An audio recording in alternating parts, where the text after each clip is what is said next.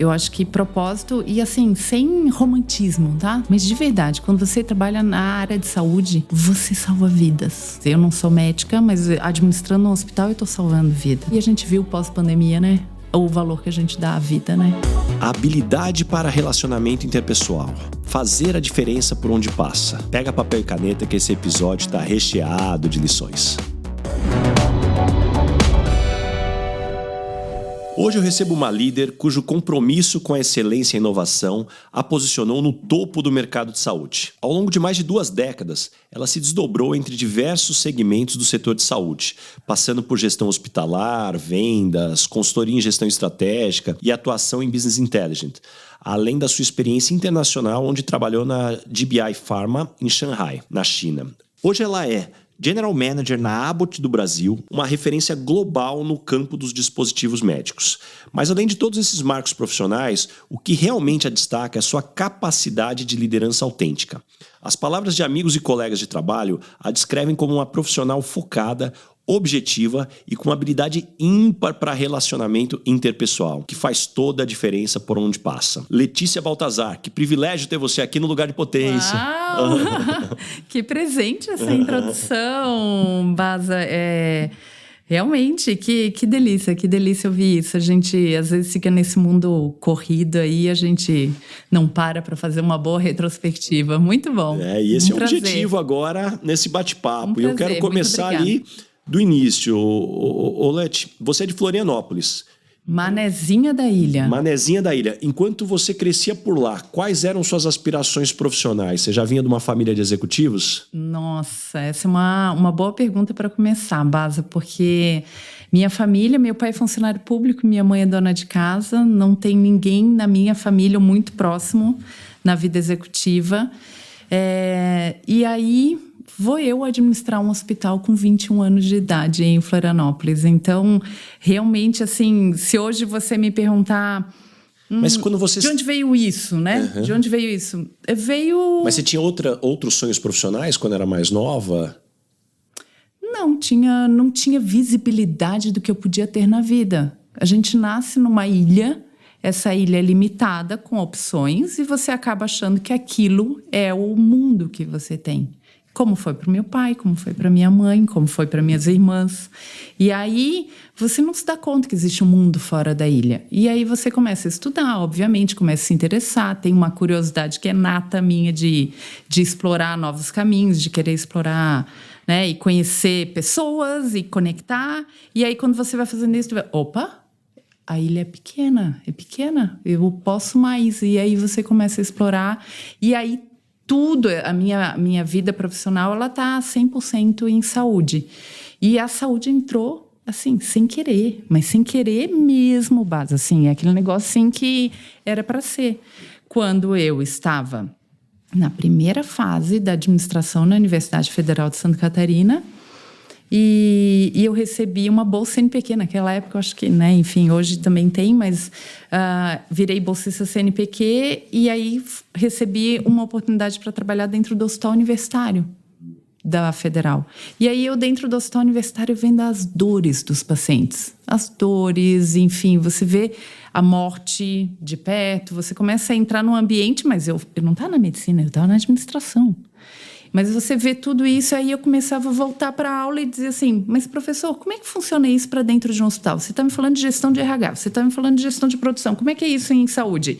Ninguém sabia me responder, porque naquela época a administração hospitalar era a última coisa que as pessoas queriam fazer. E ali eu vi uma oportunidade de crescer, e foi isso que eu me dediquei a vida inteira. Aí comecei a estudar isso, e aí o mundo se abriu. E eu achei muito legal você falar da ilha, que muitas vezes é o que você tem como realidade, mas eu tenho certeza que todo mundo que é do interior, eu sou de São José do Rio Preto, sim, não é uma ilha, sim, mas definitivamente também é a mesma visão. Puxa, era o que você tem como referência, isso, né? Tem uma frase que eu adoro do Schopenhauer, que ele diz que todo ser humano toma como limite do mundo os limites do seu próprio campo de visão. Então, o que você vê é o que você entende que é o campo do mundo. E essa é a minha pergunta. Você sempre teve na cabeça que Floripa seria pequeno para você? Como é que foi essa mudança para São Paulo? A mudança para São Paulo, em algum momento da minha carreira, e aí eu administrava por 7 anos um hospital, que era um dos principais hospitais de Florianópolis. E aí, para eu crescer, pensando naquela época em construir minha carreira em gestão hospitalar, eu disse, para onde eu vou? Não tem mais hospitais em Floripa que eu tenha rota para trabalhar. E aí comecei, você pensa em ir para Blumenau e nas regiões, né, nas cidades próximas. Mas eu sempre gostei muito de estudar em São Paulo, vir fazer curso. Naquela época vinha muito na feira hospitalar para ver as novidades para levar para o hospital. E aí eu comecei a me encantar, eu gostava muito de São Paulo, gostava muito desse ambiente agitado, executivo, profissional. Admirava muito profissionais que trabalhavam aqui, a visão deles. E aí comecei a me interessar e comecei a me aplicar para me mudar para São Paulo. Mas eu lembro de eu falar para minha mãe, estou indo para São Paulo. Dela, tu tá maluca? Essa é a pergunta que eu tinha. Você teve apoio da família, dos amigos? Total. Mas a primeira reação foi assim, cara, tu mora em Floripa, com 40 e poucas praias. Que tu tá indo morar em São Paulo? Por que São Paulo? São Paulo é perigoso, São Paulo tem enchente. São Paulo, enfim, né? Você começa a receber todos os inputs de quem mora num lugar muito lindo como é Florianópolis. Mas eu tive total apoio. Total, irrestrito apoio. E aí, quais foram as principais fichas que caíram a chegar no mercado do tamanho de São Paulo? Que nenhum MBA te ensinou e você teve que vir aqui para aprender na prática? Que eu era só mais uma num mar agitado, assim. Era só mais uma e que eu entendi também que isso era uma questão de tempo. Então, eu acho que eu tive bastante maturidade na época de entender que a posição... Eu administrava um hospital e vim para cá para um cargo menor. Mas eu sabia que eu tinha que pagar um pênalti nisso. As pessoas não me conheciam, eu tinha que mostrar quem eu era, eu tinha que me conectar, eu tinha que construir uma conexão dentro de São Paulo.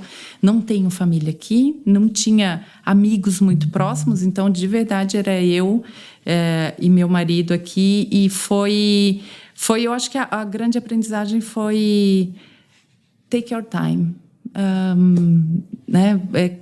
Vá com calma, vá profundamente, vai construindo as suas conexões e vai ampliando aí tua forma de ver o mundo e de adquirir conhecimento. Então, foi um momento também que eu estava com muita sede de conhecimento, porque naquele momento eu me achava inferior às pessoas que estavam aqui, fato. Mas falando em oportunidade de ver o mundo, não bastasse São Paulo, você teve experiência de 2 anos na China. Foi algo planejado? Como essa oportunidade surgiu? Nada, eu estava trabalhando na Deloitte na época, estava muito feliz, gerenciando toda a parte de healthcare e life sciences, com um time incrível, líderes incríveis. Assim, eu estava realmente assim, se me perguntasse o que você quer fazer da vida, eu quero ficar aqui para sempre.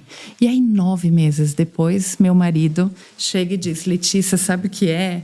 A minha empresa me pediu para me mudar para Xangai, para um assignment de 2 anos. E eu acho que isso pode ser importante, isso é muito importante para mim, mas essa é uma decisão nossa. E aí eu nunca tinha morado fora, a manezinha da ilha lá de Floripa. Nunca tinha morado fora, nunca tinha visto o que era um mundo, por mais, né, além de uma viagem de férias. E eu disse, eu vou. Então, fiz todo um processo, obviamente, de transição muito bacana dentro da Deloitte e fui para a China. Só que eu cheguei lá, Basa, não falava mandarim.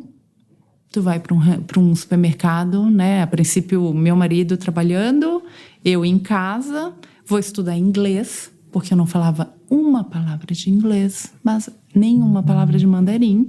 Ou seja, a chance de alguém te entender ali era só no gesto mesmo. Não, o primeiro dia, os amigos da empresa que meu marido trabalhava fizeram um jantar para celebrar a minha chegada, né? Para fazer aquele welcome. E eu não consegui me comunicar com ninguém. Era chinês, era inglês, não consegui. E eu lembro que eu cheguei no hotel, no nosso apartamento, e pensei, o que eu vim fazer aqui, eu tava tão bem em São Paulo, mas são aqueles momentos da vida, assim, né? Que por alguns segundos a gente vê meio copo vazio para depois ver o meio copo cheio. Então, foi um momento que eu criei muita força. Estudei intensivamente idiomas e ali de 10 meses, após 10 meses na China, eu entrei na DBI Pharma, que é uma empresa americana, mas com sede na China, então com time chinês. E aí foi um mergulho, uma imersão total, não só na China, na questão cultural, enfim, mas em como é trabalhar com chineses, em como é trabalhar com uma equipe multicultural. Então, no final, fiz do limão uma limonada e, quer saber, eu acho que eu moraria fácil em Xangai de novo. Eu tive uma experiência muito mais rápida do que a sua, que eu fiz a extensão do meu mestrado lá em Shanghai, em Fudan.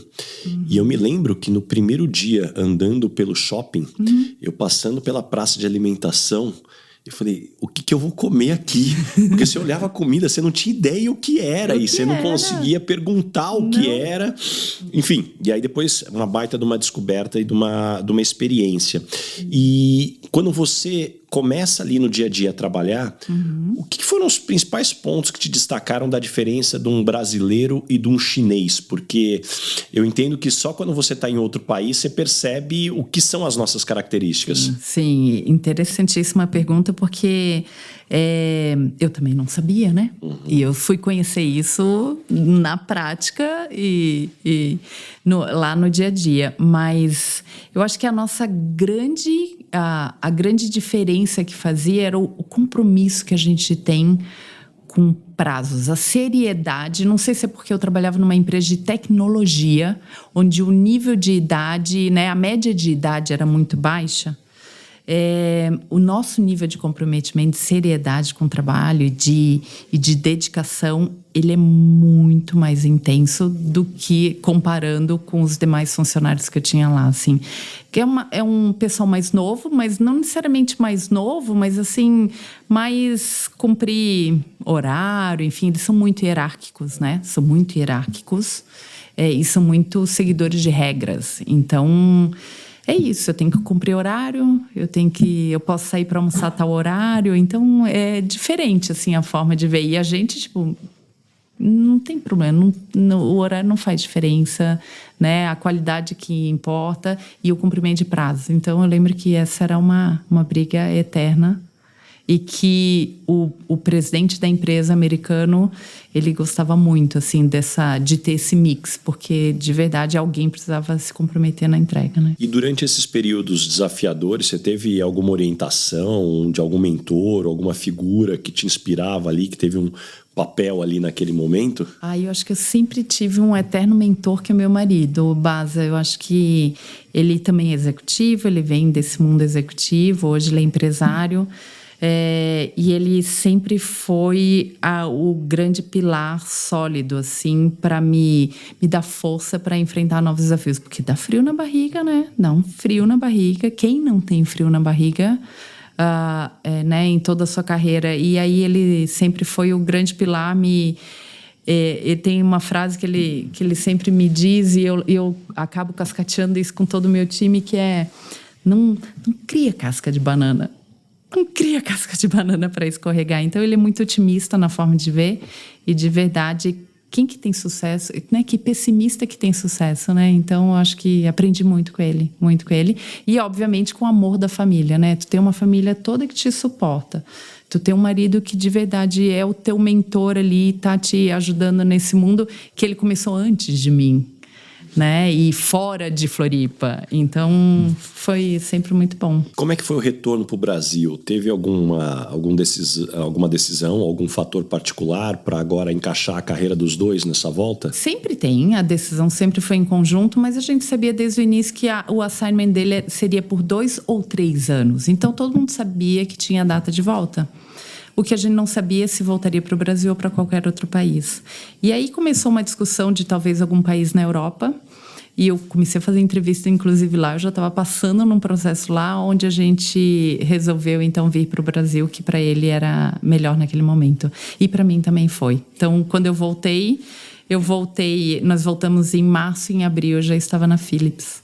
Então, foi muito bom. Falando de Brasil aqui, Quais as principais transformações no mercado de saúde de quando você entrou recém-formada ali naquele mercado, antes de se formar, aliás, e quais principais transformações que levaram o mercado a ter evoluído para o que ele é hoje? Eu acho que claramente, e acabei te falando isso no início, assim, a administração hospitalar, ela não era tão profissional, né? A gente via muito assim, e com total respeito, porque nós temos médicos brilhantes como gestores de hospitais, mas a gente via pessoas que não eram da gestão, na gestão de hospitais. A gente vem de uma época onde a gente tinha muito instituições religiosas à frente de da gestão de hospitais, e hoje você vê que o hospital é uma grande unidade de negócio, né? É um grande negócio, é um negócio super lucrativo, obviamente desde que bem administrado, e aí fez com que essa profissionalização, por exemplo, de gestão hospitalar, ela é outra totalmente diferente, é outra, e a gente percebe até pelo perfil dos profissionais que hoje estão à frente de hospitais. A gente tem profissionais que não vieram da saúde à frente de hospitais, né? E profissionais brilhantes. Então, vê que é um mercado ainda que demorou para profissionalizar, mas que ele está totalmente diferente de quando a gente começou. Assim, era quase que um crime quando a gente falava em vamos revisar o custo do atendimento, custo do tratamento do paciente. Era quase que um crime, né? Tinha um negócio assim muito de propósito acima do negócio. E hoje a gente entende que essas coisas precisam estar super alinhadas. Então, Ilê, você passou por diversas áreas na saúde. O que você considera que tem em comum entre elas? interessante isso, Baza, porque eu acabei de falar para você sobre propósito. Eu acho que propósito, e assim, sem romantismo, tá? Sem qualquer romantismo nesse propósito. Mas de verdade, quando você trabalha na área de saúde, você salva vidas. De alguma forma, você está salvando vidas. Eu não sou médica, mas administrando um hospital, eu estou salvando vida.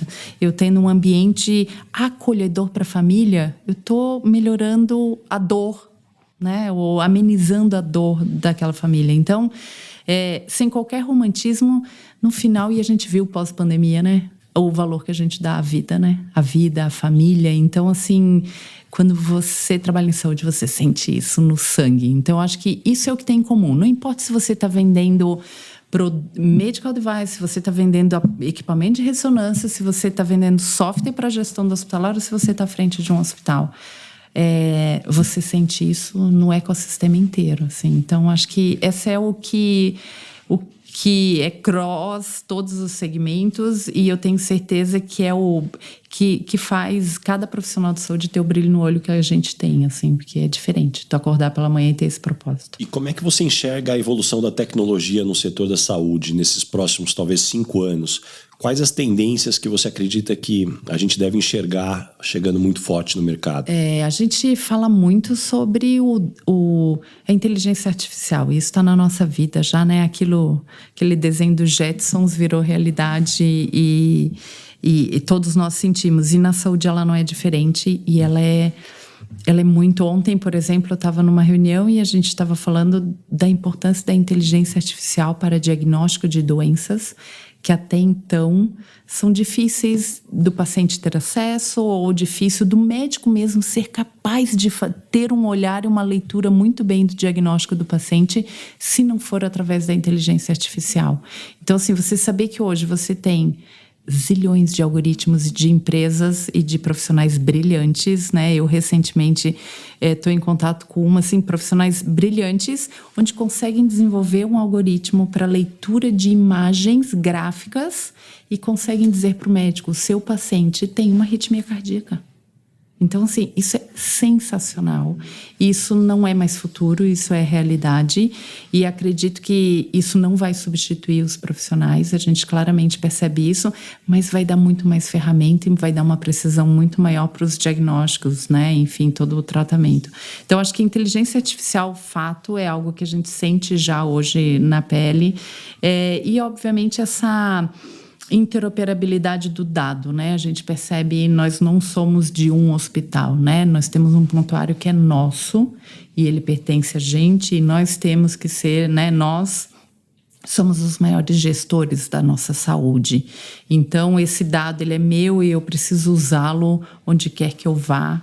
Então, essa portabilidade dos dados, eu acho que em breve aí a gente vai ter muito mais informações sobre isso, para que todo mundo tenha uma saúde. A gente trabalha muito mais na prevenção do que no tratamento, né? É fato que tem muitas oportunidades em cima disso em saúde.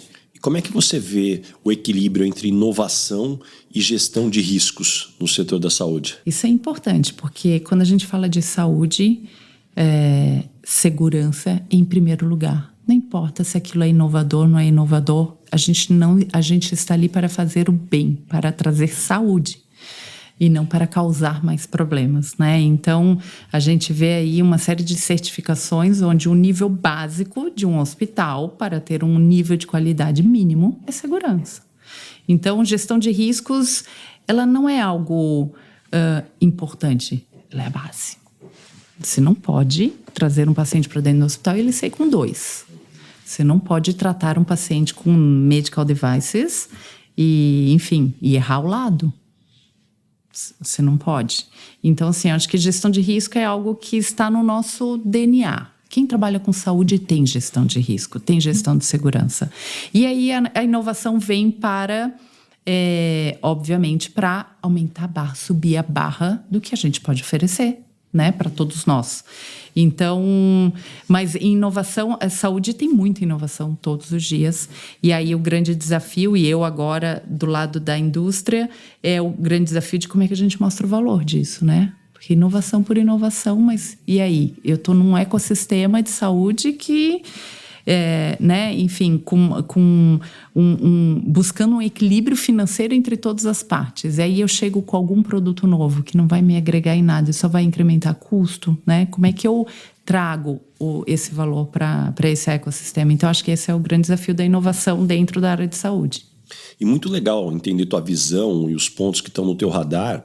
E a minha pergunta é, em que momento da sua carreira você sentiu que estava pronta para liderar como uma CEO, número 1 de uma estrutura? Eu acho que a gente nunca acha que está pronto.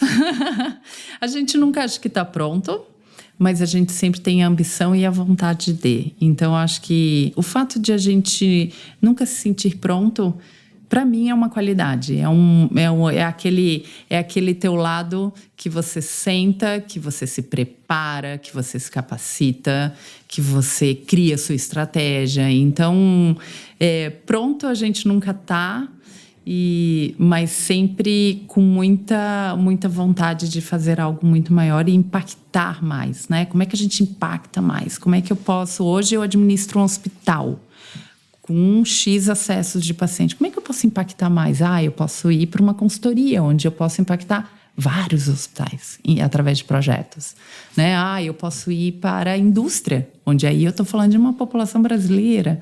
Então, pronto não tá, mas a gente sempre encara, sempre. E sobre encarar, quando você sentou na cadeira pela primeira vez, o que você descobriu na prática que não estava escrito nos livros? Que relacionamento interpessoal e conexão, tu pode ter a melhor aula de RH, tu pode ter a melhor aula de conexão e de empatia, enfim. Na prática, é o teu olho, é a forma com que você se relaciona, se conecta e, principalmente, a tua intenção por trás daquilo. Isso também não tem no MBA. O MBA, enfim, qualquer curso, a gente vai aprender como a gente faz uma boa palestra, como a gente se comunica melhor, como é que eu melhoro a minha comunicação. Mas como é que tu ensina uma pessoa que ela tem que falar de forma genuína? Isso é intenção, isso está dentro da pessoa, isso está alinhado aos valores da pessoa, aos objetivos. Então, o que eu aprendi na prática é que relacionamento é tudo, mas principalmente quando a gente tem uma atitude muito genuína por trás disso. Ele não é uma comunicação fake, não é um relacionamento fake. Relacionamento fake, ele não dura. E além dessa intenção, até por você ser visto como uma pessoa que tem essa habilidade acima da média, o que você acha que você faz de diferente no dia a dia, ou talvez um talento que você realmente tem que te coloca nessa posição? Eu tenho uma facilidade de interpretar o que a pessoa está pensando, ou que ela, principalmente, do que ela está sentindo. Em que posição? Ela está se sentindo ameaçada? Ela não está? Qual é a dor dela naquele momento? E aí eu transformo a minha comunicação e adapto a minha comunicação desde as palavras que eu uso até a forma, se vai ser presencial, se vai ser um café, se eu vou levar para almoçar ou se eu vou fazer por call. Eu adapto a forma de comunicação também a isso. Então eu acho que... eu acho que a energia, todo mundo sente a tua energia. Você pode falar a mesma coisa sem energia e com energia. Com otimismo ou sem otimismo. E todo mundo percebe isso no tom da tua voz, em como você fala, como você se coloca. E eu acho que é isso, assim. Eu acho que é uma mistura de ler bem as pessoas com uma energia, um otimismo que vem de dentro, assim, ele brota. E na tua experiência, é possível desenvolver essa habilidade? Eu tenho certeza que sim. E hoje eu percebo, assim, eu tenho um time fantástico. Hoje, na empresa que eu trabalho, eu tenho um time fantástico. E que muitas vezes eu ouço, nossa, eu estou fazendo assim diferente porque eu te vi fazendo assim. Se você pode fazer assim, por que eu não posso? Então, muitas vezes, por isso que não é MBA, mas é um exemplo, é você ser realmente uma inspiração. Se o CEO da Abbott Global pode me responder um e-mail em 10 minutos, por que eu demoro 3 dias para responder o e-mail? Então, são aqueles exemplos que nós exercemos no papel de líder e que a gente acaba inspirando e cascateando. Então, claro que sim, basta querer. Claro, as pessoas têm dificuldades diferentes, vai precisar ter vai sair da zona de conforto. São zonas de confortos diferentes, mas eu digo, basta observar. No mínimo, basta observar e imitar. Depois, isso vai entrando no teu DNA, né? Vai virando consistente. Claro que no começo vai ficar um pouquinho mais forçado, mas depois entra no ritmo. É muito interessante o que você está falando, porque me lembrou a teoria do James Clear, que escreveu sobre os hábitos atômicos. E ele diz, né, no livro, a importância da gente focar menos nas metas e mais nos sistemas. E o que ele entende por sistema é a coleção de hábitos que a gente tem que desenvolver e praticar todos os dias. E eu gosto muito de uma provocação que ele traz, que é: se você não tivesse mais ou não pudesse mais focar na meta ou acompanhar a meta, você pudesse acompanhar só o sistema, a execução, o processo, os hábitos, você estaria tranquilo que dessa forma você chegaria a bater a meta? Porque eu acho que esse é um ponto do que você está colocando. Às vezes eu vejo as pessoas tão focadas no resultado que esquece de focar no que dá resultado. E não é só jogo de palavras, né? Ficar olhando para o placar não vai fazer o placar mudar, e sim como você vai jogar o jogo. E quando a gente vê isso, a gente vê que por trás disso tem comportamento. Tem um comportamento das pessoas. Como é que você muda atitudes? Como é que você inspira essa pessoa para ela ter um comportamento? Para ela acordar pela manhã e dizer, hoje eu vou dominar o mundo. Né? Porque não basta eu acordar assim, eles têm que acordar assim. Então, é muito legal isso. E eu junto também com a sua conversa com a Suzana também, onde ela fez uma provocação e diz assim, qual é a sua marca? Né? Qual é a sua marca? E geralmente ela coloca, a marca é aquilo que você faz de forma consistente, né? Que é o hábito, é a consistência. Isso. Então, não basta eu ter uma comunicação com uma pessoa da equipe uma vez por ano. Eu preciso fazer disso consistente. Senão, provavelmente, não tem o mesmo poder, né? As palavras não vão ter o mesmo poder, a conversa não vai ter o mesmo poder. Então, hoje, eu acho que eu posso te dizer, 80% do meu tempo é com pessoas, base.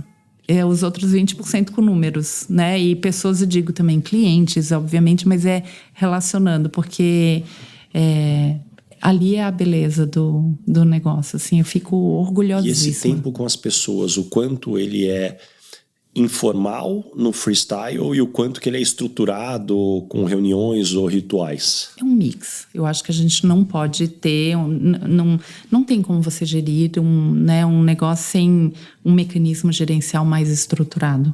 Mas não é porque eu tenho um mecanismo gerencial estruturado, onde eu tenho reuniões consistentes, que acontecem sempre, enfim, com objetivos claros, que aquela reunião não pode ser gostosa de se ter, né?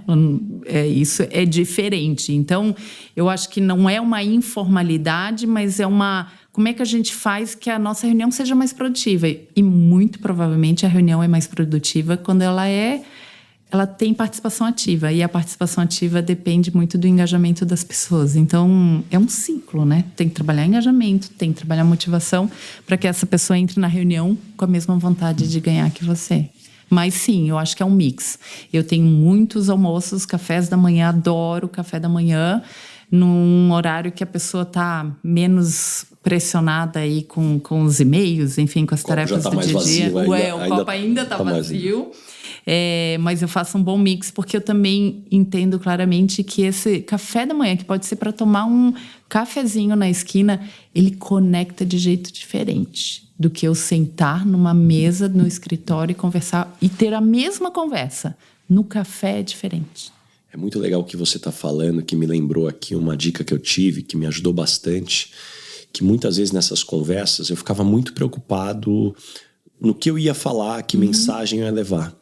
E ao longo do tempo eu fui descobrindo que você ter perguntas poderosas causam muito mais impacto do que uma mensagem super empacotada ou querer ficar imaginando o que você deveria falar. Então, como você ter conversas através de perguntas poderosas? Exatamente. E hoje, obviamente que dentro de empresas, né, como a que eu trabalho hoje, a gente recebe todo um coaching para isso. A gente tem essas perguntas poderosas e, de verdade, é isso que faz a diferença nessas conversas individuais, enfim, em grupo que a gente tem. Mas isso é uma questão também de maturidade. Eu lembro que no começo eu não era assim. No começo eu me sentia na obrigação de sair falando, né? Do começo ao fim.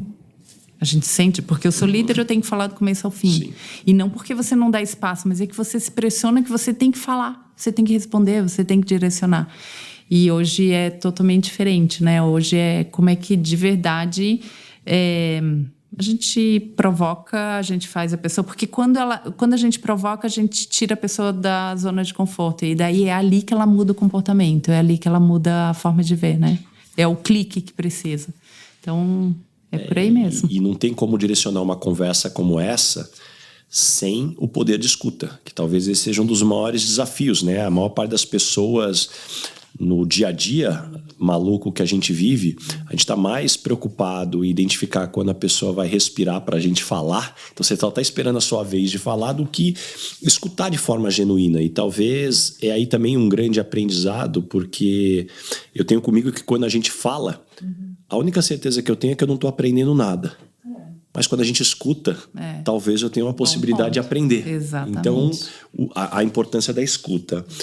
E um ponto que eu não quero deixar escapar também, poxa, já há algum tempo você atua em posições de liderança.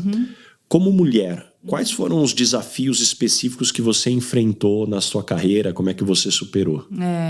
Isso é bem interessante, Baza, porque minha primeira posição de liderança foi com 21 anos, administrando um hospital. E onde todos os líderes do hospital eram mais velhos do que eu. Então, meu time era mais velho do que eu. E aí eu posso te dizer assim, talvez te contar isso, todo mundo fica pensando, nossa, ela deve ter recebido uma pressão fortíssima, um bullying, enfim, deve ter sido bem difícil. Não foi. E se tu me perguntar, tu teve algum evento na tua vida que te marcou porque você é mulher? Não. E se teve, eu nem me lembro, Baza. Assim, porque eu acho que eu tenho... Acho que, primeiro, uma confiança que não importa o gênero, a gente está numa posição e a gente tem que entregar bem o que a gente se propôs, não importando o gênero. Eu acredito totalmente nas qualidades femininas, no quanto a gente traz para o negócio, mas principalmente o quanto que essa mistura... essa diversidade, ela impacta positivamente os negócios. Então, hoje eu tenho um time que é um time diverso e é muito bom, porque tem horas que eu vou para um lado talvez mais humanas, aí eu tenho uma outra pessoa que vai para um lado, um homem que vai para um lado mais analítico. Então, assim, eu acho que essa diversidade ela é importante e para mim, assim, sendo bem sincera contigo, eu não lembro de nenhum ponto, porque eu acho que isso nunca foi relevante. De verdade, isso nunca foi relevante. O que talvez me vem na cabeça é a questão da síndrome de impostora, que isso é fogo. Base, isso eu vou te dizer. Estatisticamente, as mulheres têm mais do que os homens. Exatamente. Não que homens não tenham, mas... E isso eu senti, e hoje, né, depois que a gente amadurece, a gente fica mais segura quanto a isso, mais vocal naquilo que você quer, naquilo que você não quer. Mas eu acho que isso é o que, talvez na minha carreira, pensando mulher, liderança, isso me atrapalhou em alguns momentos bastante. Você não desenvolveu acreditar. alguma técnica para lidar com esses momentos aí do diabinho soprando no ouvido a coisas erradas? Tem vários, eu já fiz de tudo. Já fiz de ir para banheiro no espelho, 1 minuto antes da reunião, dar aquela respirada, olhar no espelho e diz, eu vou firme. E daí você entra na reunião. Já tive meu momento budista de ficar com japa-mala na mão, contando bolinhas ali numa reunião em que eu precisava estar plena, né? Onde realmente a minha liderança seria testada. A gente já fez de tudo. Mas hoje é divertido. Isso é divertido. Já que a gente está falando em expectativas, como equilibrar toda essa demanda profissional com as demandas pessoais e familiares? Acho que pós-pandemia todo mundo aprendeu. Todo mundo aprendeu a valorizar o equilíbrio, né? E eu acho que as empresas aprenderam a valorizar isso também, o que tira um pouco a pressão de nós, né, executivos, enfim, de todos os funcionários, quanto a esse equilíbrio. Eu tenho um equilíbrio muito bom, posso dizer que é bom agora, porque definitivamente eu defini o que eu não abro mão, o que eu posso abrir mão. E daí quando você começa a não abrir mão daquilo que é importante e que pode ser assim, eu preciso buscar 2 vezes por semana meus filhos na escola. E quando você diz assim, é isso que eu preciso, são 2, isso eu não vou abrir mão. E daí quando você não abre mão, você não se sente culpada. Porque você é algo que quais são as suas prioridades? Porque tudo a gente não vai conseguir. E de verdade eu vejo assim, meus filhos nascerão, eu tenho o Lucas de 7, a Lorena de 2, eu tenho um bebê ainda. E obviamente que às vezes bate uma culpa de dizer, eu estou 1 semana fora, né? Enfim, com o bebê ainda dentro de casa. E ao mesmo tempo aí você diz, não, mas eu estou deixando aquelas questões que eu disse, que eu não abro mão, eu estou deixando... Não. Então, acalma teu coração, porque teus filhos vão crescer com a referência de uma mulher forte em casa. De uma mulher, e principalmente não só forte, uma mulher apaixonada pelo trabalho. Então, que eu acho que esse é um valor, né, que a gente passa. Então, hoje... Mas é uma eterna busca, esse equilíbrio, né, base. Uma eterna busca. E nessa busca de equilibrar tantos pratinhos, qual que foi o melhor conselho que você já recebeu e de quem foi sobre isso? Boa pergunta. E eu vou dizer que eu acho que dependendo do momento de vida, a gente responde ela diferente. Mas se eu puder te dizer assim, eu tenho uma amiga, né, na atual empresa, eu tenho uma amiga muito próxima de mim, minha companheira de trabalho, minha, assim, quase que uma amiga de alma.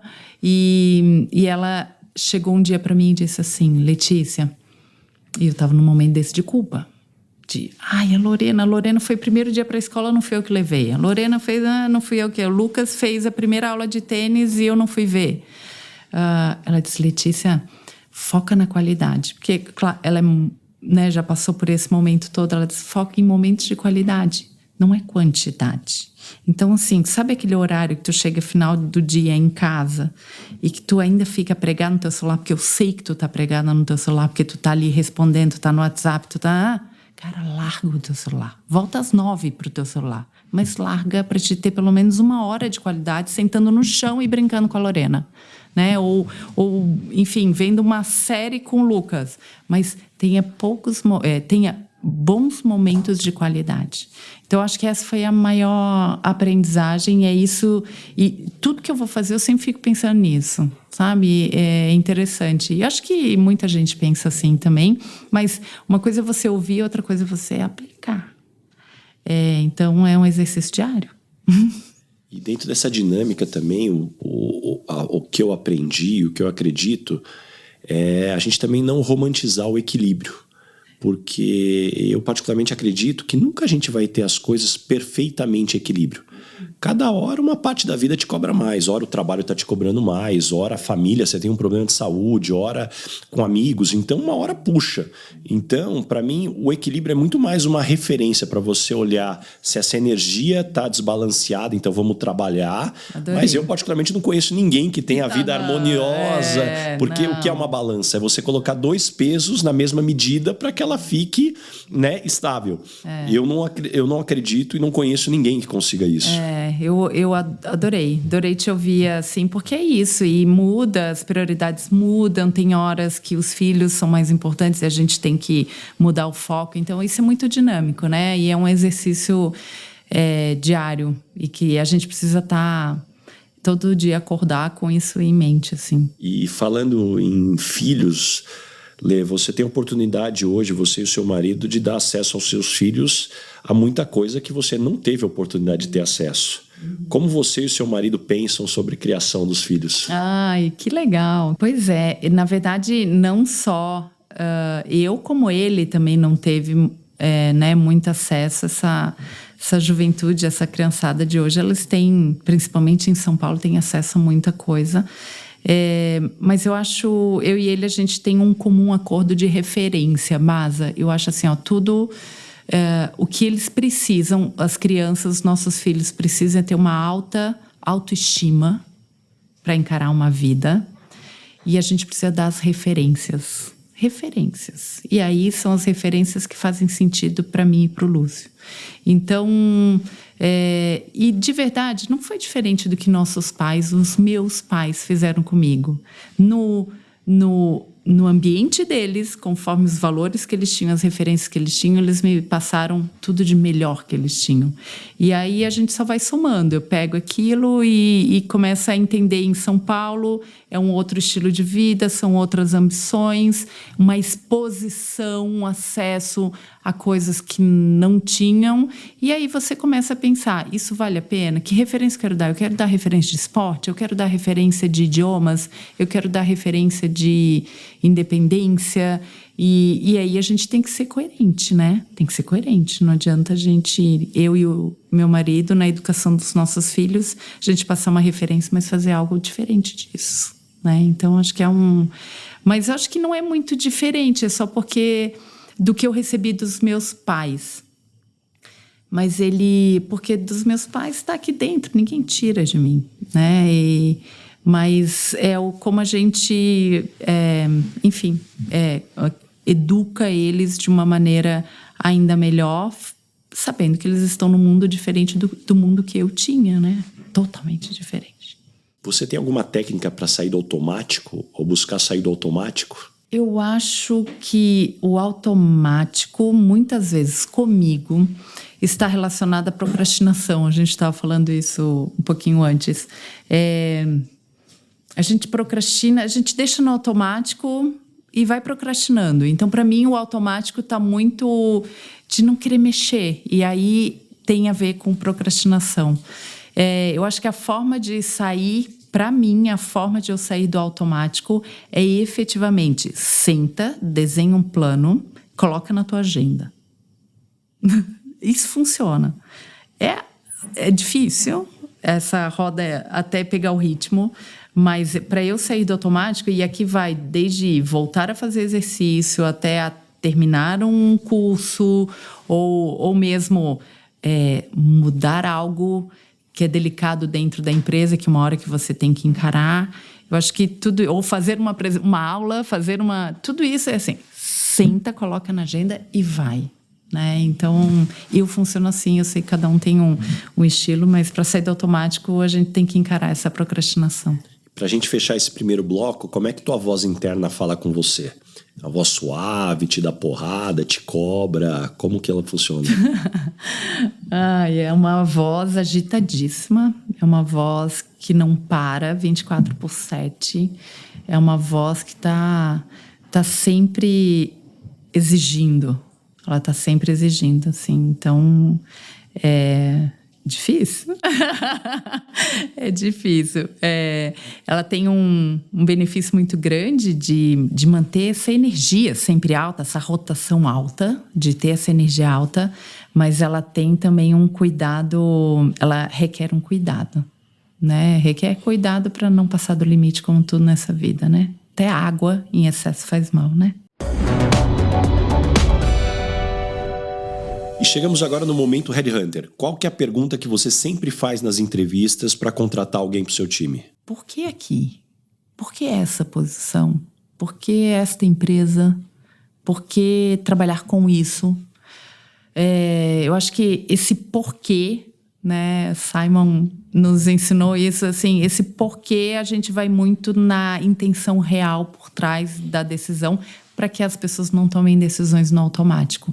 Quando a gente toma decisões no automático, eu acho que a gente não engaja bem as pessoas. Então, uma vez que a pessoa está bem alinhada e eu entendo o porquê, a gente consegue ter a certeza absoluta que ela vai fazer a diferença, né? Porque ela está com um porquê totalmente alinhado e não porque ela acha que vai ser legal.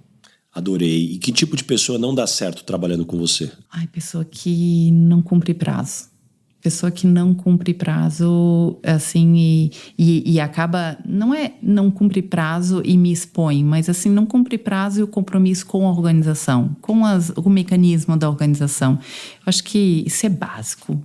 É básico, assim, eu acho que cumprimento de prazo. E tem outra coisa também que eu não admito, é falta de respeito. Então, assim, não consigo trabalhar com pessoas que não têm ou que não valorizam e que podem ter os gaps de comunicação e de relacionamento e tá tudo bem, mas que não gostam disso, que não gostam de pessoas.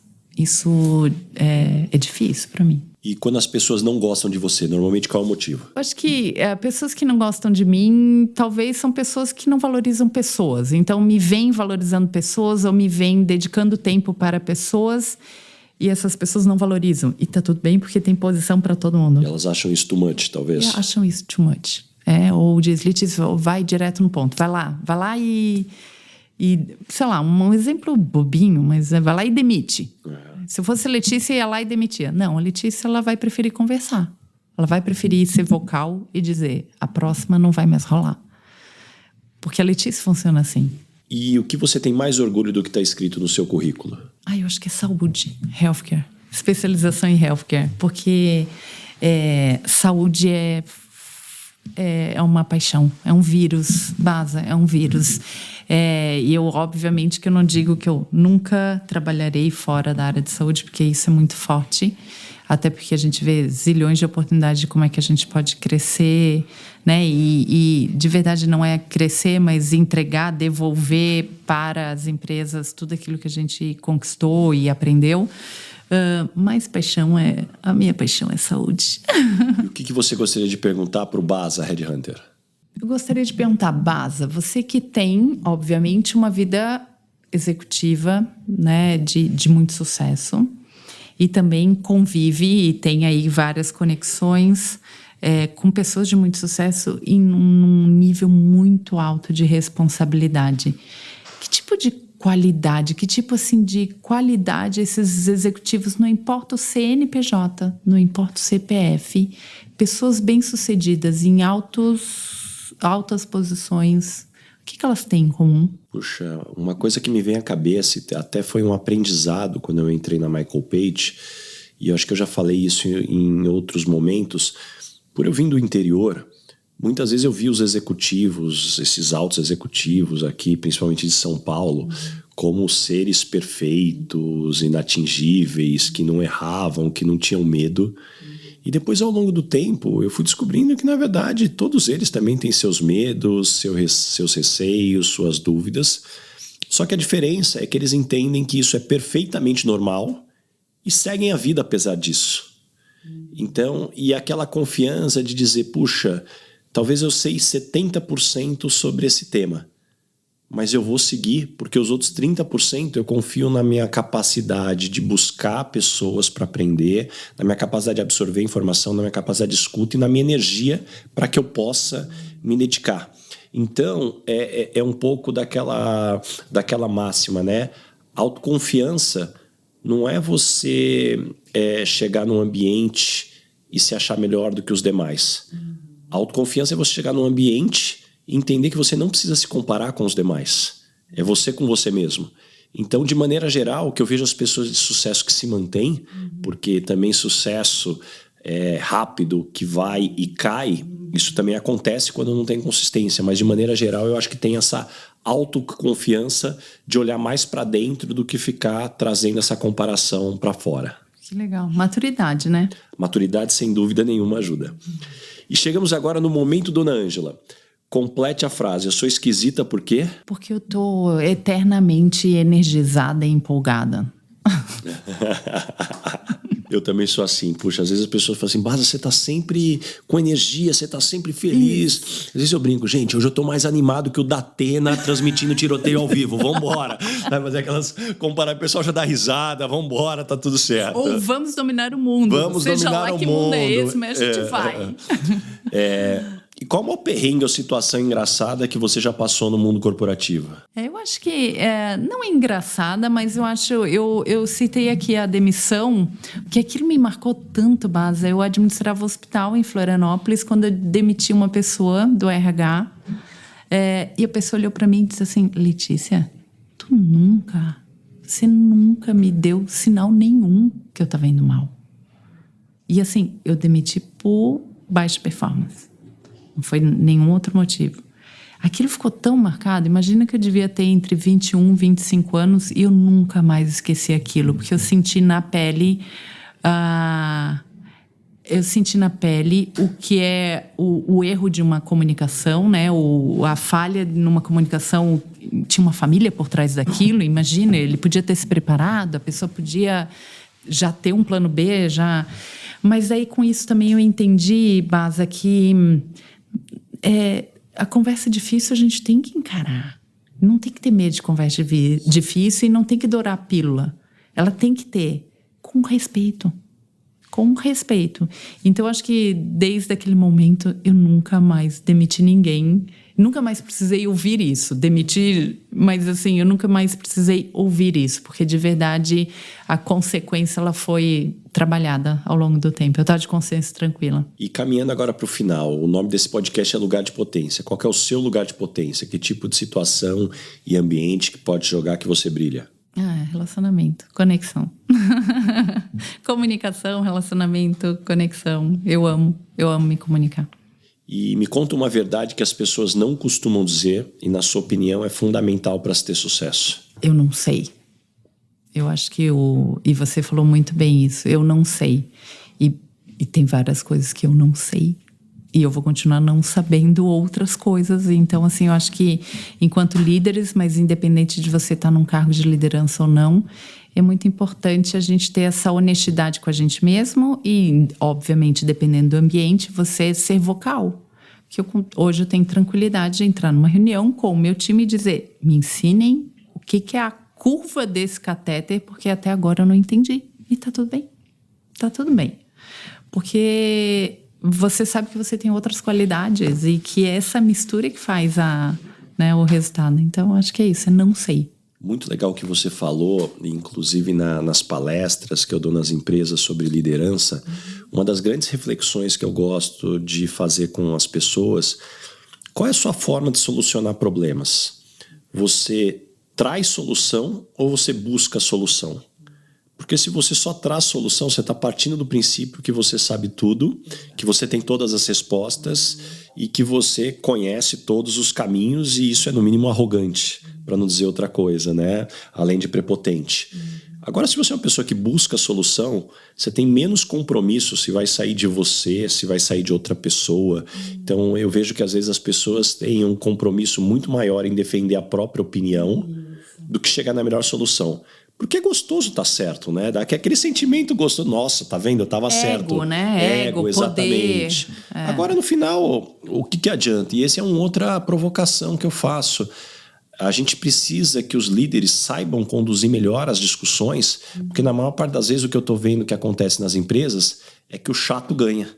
A pessoa mais insistente, que fica ali em cima, e as pessoas perdem a paciência e falam, não, tá bom, vai, vamos assim. Pô, não é o chato não pode ganhar, tem que ganhar a melhor solução. Pode ser do chato também, mas desde que seja a melhor solução. E como isso é presente no dia a dia, né? Não tem um dia que a gente não passe por uma situação dessa, né? Então, veja como ele é atual, é um tema atual e que requer mesmo mais um pouco daquilo que também a gente falou, de escuta ativa e fazer boas perguntas, né? Quando você vai em busca de uma solução, você faz boas perguntas, né? Exato. E o que você aprendeu nos últimos 12 meses, seja em conhecimento ou habilidades? Eu acho que o que eu aprendi nos últimos 12 meses foi balancear melhor a minha vida pessoal e profissional. Eu acho que de verdade eu estou muito mais confiante nisso. Eu tinha muito mais culpa antes, né? E hoje eu tô levando isso de uma forma menos dolorida. Então, eu acho que meu grande aprendizado, e porque é uma criança de 2 anos, então imagina que ano passado ela era uma criança de 1 ano, é um bebê. E aí ela demanda coisas diferentes do Lucas de 7, então foi um ano bem desafiador, mas muito gratificante. Muito gratificante. E que tipo de situação você é mais chamada para dar conselhos, seja para amigos ou familiares? Relacionamento. Como conflitos, gestão de conflitos, como eu saio disso, ou como eu falo melhor com aquela pessoa, porque do jeito que eu tô falando não tá resolvendo. Ou, Letícia, como é que eu posso ser transparente não sendo duro? Então, é gestão de conflitos, pessoas. E que tipo de situação você não é lembrada, não te chama porque não é tua praia? Atenção aos detalhes, Baza. Assim, quando precisa... Letícia, senta aqui, uma atenção aos detalhes, assim, mas assim, detalhes que no final não impactam o resultado. Isso eu prefiro... me entrega pronto, que eu adoro ver isso pronto, criar com vocês. Eu prefiro entrar antes e criar e pensar fora da caixa junto, mas deixar os detalhes para quem gosta de fazer isso. Assim, esse dia eu estava brincando, eu não achei um arquivo no meu computador e eu disse, se eu tivesse uma posição em que estruturar de forma perfeita arquivos fosse algo necessário, eu já estava demitida faz tempo. Porque, assim, é dolorido.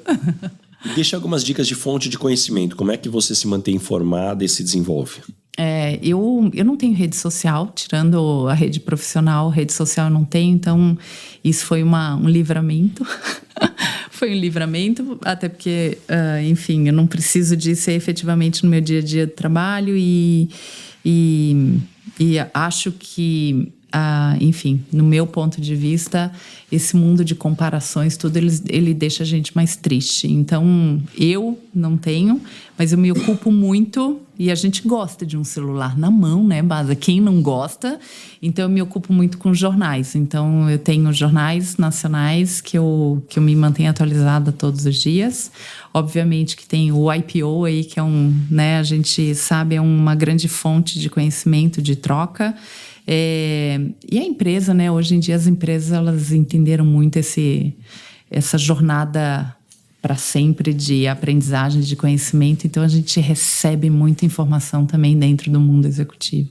Adorei. E me indica 3 pessoas bacanas para eu convidar para esse podcast ter uma conversa como essa. Acho que tem uma pessoa muito especial na minha vida profissional e na minha vida pessoal, que fez parte de importantes momentos da minha vida, e eu serei eternamente grata, porque é uma pessoa que me inspira demais, que é a Mariana Tolove. Acho que você deve conhecer. Mari, maravilhosa ela. Aliás, a Mari faz tempo que eu tô querendo entrevistar. Mas eu acho que ela vai fugir. Então, ela tá fugindo aqui, então, mas é bom que você indicou que eu vou mandar um WhatsApp para ela já. Boa. Ela vai fugir, mas assim... É uma profissional, uma pessoa assim, muito inspiradora para mim, que me orgulho muito de conhecê-la nesta vida. Eu acho que uma segunda pessoa, e aí falando um pouco mais do mercado de saúde também, Baza, tem um executivo que eu tenho uma extrema admiração pela visão dele inovadora, pela energia dele, que é única, que é o Masanori Shibata. Hoje ele é o CEO da Doutor Consulta. Então, eu acho que lições, assim, que lições, e que ele é meu cliente e virou um grande amigo. Então, eu indicaria ele também. E aqui eu assim, puxar um pouco de sardinha para o meu lado, mas é porque a gente... Como é que é? A gente sempre acha que a grama do vizinho é mais verde, mas eu tenho uma grama bem verde na família, que é o Leandro.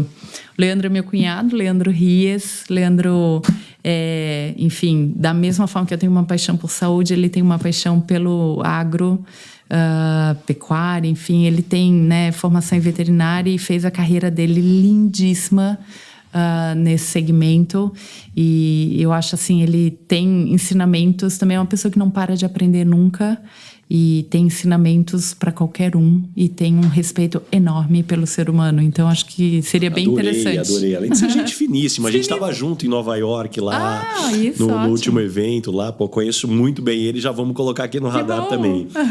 E uma última pergunta aqui que eu faço para todo mundo, eu não vou deixar você embora antes de responder. O que é felicidade para você? Felicidade é individual. É individual. Não existe receita. É individual. É de verdade. É a composição de coisas que eu faço, que eu tenho, que, enfim, que eu sou, que me faz acordar pela manhã e dizer: ai, que bom, acordei. Ai, que bom, um novo dia. Então, não existe receita. Obviamente, se tenta, né, ser mais verbal e colocar palavras nesse conceito, mas ele é bastante subjetivo. E aí vem o desafio de você conhecer pessoas e se relacionar com as pessoas, né? Porque você tem que descobrir isso, né? O que move cada um. Adorei. E antes da gente encerrar, tem um presente aqui pela tua participação. Uau! Um óculos da Longchamp, a Machon, que é o nosso grande parceiro. Que lindo. Eles sempre olham os convidados e falam assim: puxa, deixa eu escolher o modelo certo aí para cada pessoa. Olha. Mandaram esse para você aí, muito legal mesmo. Muito obrigada. E antes da gente fechar aqui, como é que as pessoas te encontram? Que projetos que vem pela frente?